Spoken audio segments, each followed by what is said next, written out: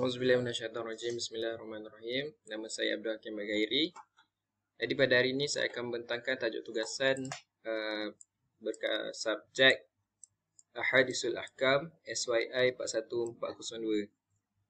Jadi hadis yang saya akan bentangkan adalah daripada Ibnu Abbas yang matanya anna Nabi sallallahu alaihi wasallam kana yaghtasilu bi fadlin Maimunah akhrajahu Muslim wa li ashabis sunan igtasala ba'du azwaj an-nabi sallallahu alaihi wasallam fi jafna faja'a liyaghtasilu minha faqalat inni kuntu junuban faqala innal ma'a la yajnub wa sahhahu at-Tirmidzi wa Ibnu Majah.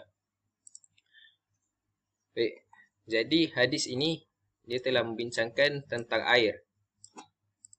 Kita telusuri kepada maksud daripada hadis ini yang bermaksud an Ibnu Abbas radhiyallahu anhuma daripada Ibnu Abbas radhiyallahu anhuma anna Nabi sallallahu alaihi wasallam bahawa Nabi Muhammad sallallahu alaihi wasallam kana yaghtasilu bi fadlin Maimunah, pernah mandi daripada air sisa Maimunah radhiyallahu anhu.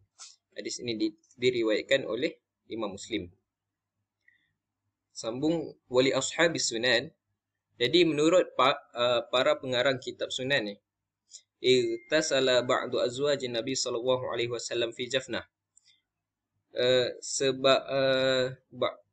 Sebahagian isteri Nabi Muhammad sallallahu alaihi wasallam ni dia mandi dalam satu tempat air. Faja'a yaghtasilu minha. Lalu Nabi mandi dengan air itu. Faqalat inni kuntu junuban. Maka berkatalah isterinya, sesungguhnya aku sedang berjunub. Faqala innal ma'a la yajnubu wa sahhahu at-Tirmidzi wa Ibnu Majah. Jadinya Nabi Muhammad sallallahu alaihi wasallam bersabda kat sini, innal ma'a la yajnubu, sesungguhnya air itu tidak menjadi junub. Hadis sahih menurut Tirmizi dan Khuzaimah. Jadi kita lihat kepada makna ijmali, yang mana hadis ini dimaksudkan tentang apa. Yatadammanul hadis jawaz tatahharu rajul bi fadlin tuhurul mar'ah. Famadama rajul yatatahharu bi fadlil mar'ah. Faman babal qiyas yajuz an tatahharul mar'ah bi fadlah. Jadi hadis ini dia menyebutkan tentang kebolehan seorang lelaki itu bersuci dengan air penyucian wanita. Maka selama mana lelaki itu mensucikan dirinya melalui air penyucian wanita tu, maka itu adalah dibolehkan. Jadi kalau kita lihat secara analogi, seorang wanita itu dibolehkan bersuci juga dengan air penyucian lelaki. Fakulata falataini tahir mutahhar. Kerana air itu adalah suci dan menyucikan.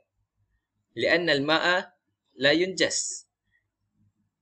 Dan air ini tidak menjadi najis. Walihadza qala innal ma' la yajnub muakkadan bi an takriran lil hukmi wa tathbitan lahu. Ini bermaksud sesungguhnya air itu tidak menjadi najis. Muakkadan bi an, yang mana ini telah ditegaskan dengan an. Ini sesungguhnya takriran lil hukmi wa tathbitan lahu. Dia telah menjadi penentuan hukum dan peneguhannya, penetapannya. Wa hadza darbu min samahatud-din al-islami wa suhulah ahkamhu. Dan ini adalah tanda toleransi agama Islam dan kemudahan bagi ketetapannya. Kemudian kita lihat at-tahlilul lafzi bi fadlin Maimunah. Bi fadlin Maimunah, yang ini membawa maksud dengan air baki Maimunah. Bil ma'il baki min ghuslaha, dengan air baki daripada mandian si Maimunah. Maimunah ini adalah Ummul Mukminin, yakni isteri Nabi Muhammad SAW. Jadi kita lihat yang seterusnya, maksud daripada bifadli Maimunah ni, wa Maimunah bintul Haris al-Halaliyah. Ini namanya adalah Maimunah binti al-Haris al-Halaliyah. Wa kana ismuha Barrah. Dan sebelum ini, nama Maimunah ini adalah Barrah. Yang mana Barrah ini telah dipanggil oleh Abdullah radhiyallahu anhu dan Abbas radhiyallahu anhu.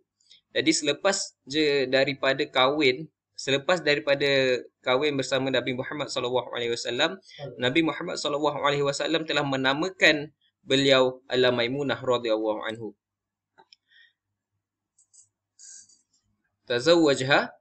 Kemudian tazawwajha Nabi SAW sanah 7 walam yatazawwaj wa hiya khalah Abdullah ba'daha.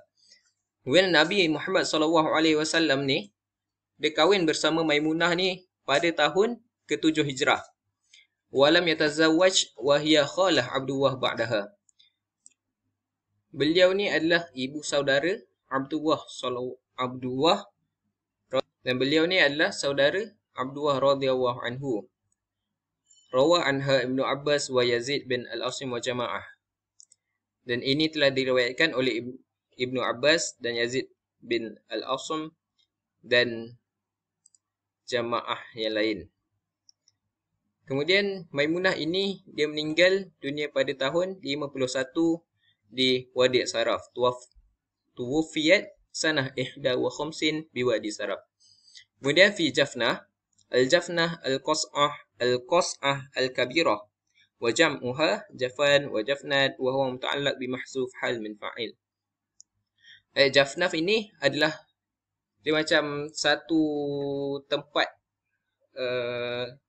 kalau macam kita panggil mangkuk lah, tapi kalau macam ke Arab ni macam ni lah yang ada gambar kat sini.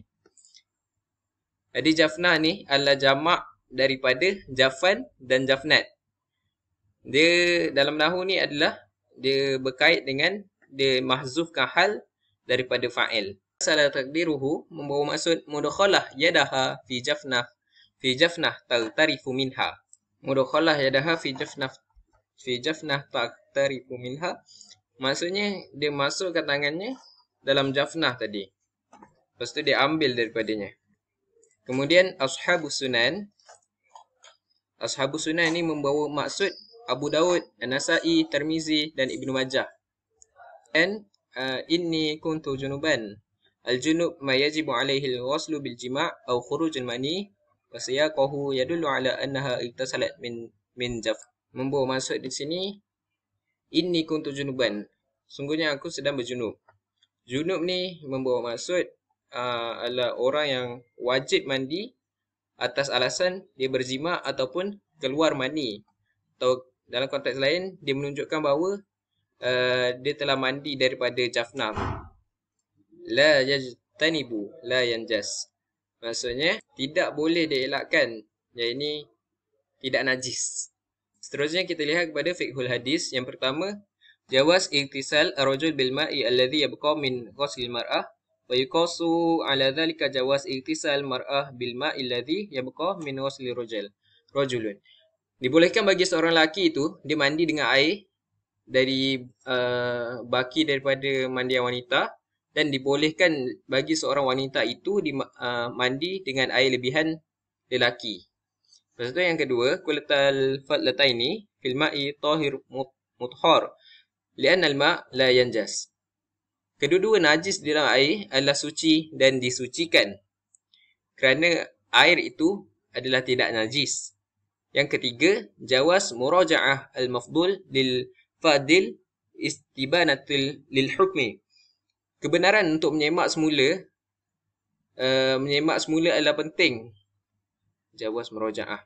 Harus untuk menyemak semula dalam benda yang ditetapkan. Yang keempat, wujubul ghuslu minal janabah. Kewajipan mandi selepas jinabah. Kewajipan mandi selepas berjunub. Ya. Yeah. Tapi mengikut pendapat yang lebih kuat dalam masalah ini adalah lebih utama bagi seseorang lelaki ni, yang ni suami, dia tidak mandi ataupun berwuduk dengan air bekas wanita. Yang ni air bekas bersuci tadilah. Tapi kalau macam dalam keadaan yang memerlukan, maka tidak mengapa menggunakannya. Wallahu a'lam bishawab.